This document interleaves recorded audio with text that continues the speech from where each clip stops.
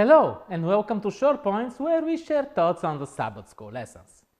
We are starting a new quarter and the study is entitled In These Last Days, the message of Hebrews. Obviously we'll be looking at the book of Hebrews from the Bible, but there seems also to be a special twist connecting the message to these last days, making it probably more relevant to us. Just opening the letter to the Hebrews brings back memories from a long time ago that makes me feel excited about it. It's a letter written by a Jew for the Jews. How does he choose to portray Jesus Christ, who was born in Israel, raised up in a Jewish family, and at the end shamelessly crucified on a cross? I can't wait to hear his Paul's expose of a long-awaited by the Jews Messiah. The book is all about Jesus. The focus and essence of everything that the Jewish nation looked forward to and unfortunately didn't recognize. The prism of the book, the author summarizes in three dimensions of the redemption story. First, the individual personal dimension, then the corporate national dimension, and last, the universal dimension. We are up for an adventure, I think. The first lesson is the letter to the Hebrews and to us. Yeah, it's interesting to know who was Paul addressing his letter to. What kind of people were there? What was filling their day and occupying their mind in relation to the spiritual fellowship of Christ? And as we know, these were the first Christians who came to believe because of somebody who told them about Christ, who witnessed Christ himself or herself, and were exposed to the miracles and wonders that God or the Holy Spirit performed as a testimony.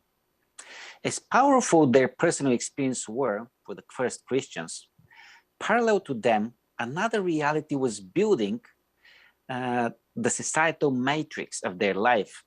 Since they were different in their view of God and of the world, their own communities and their neighbors didn't like them and even rejected them.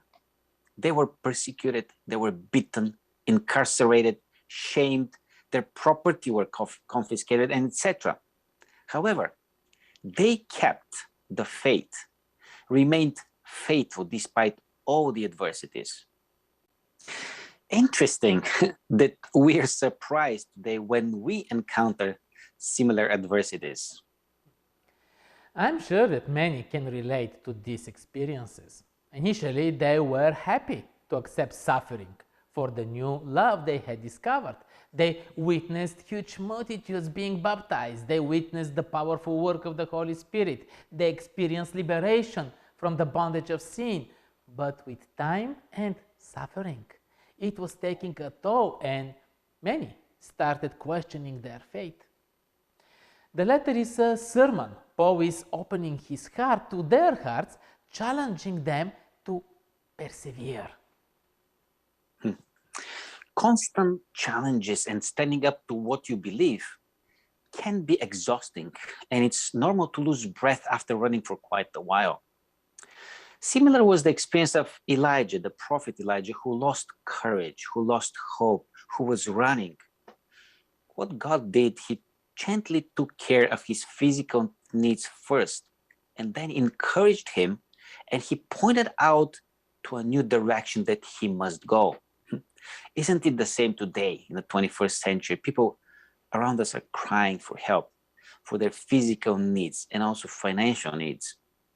However, Paul also reminded them of where their life is directed. He reminded the first Christians where is the direction for their life?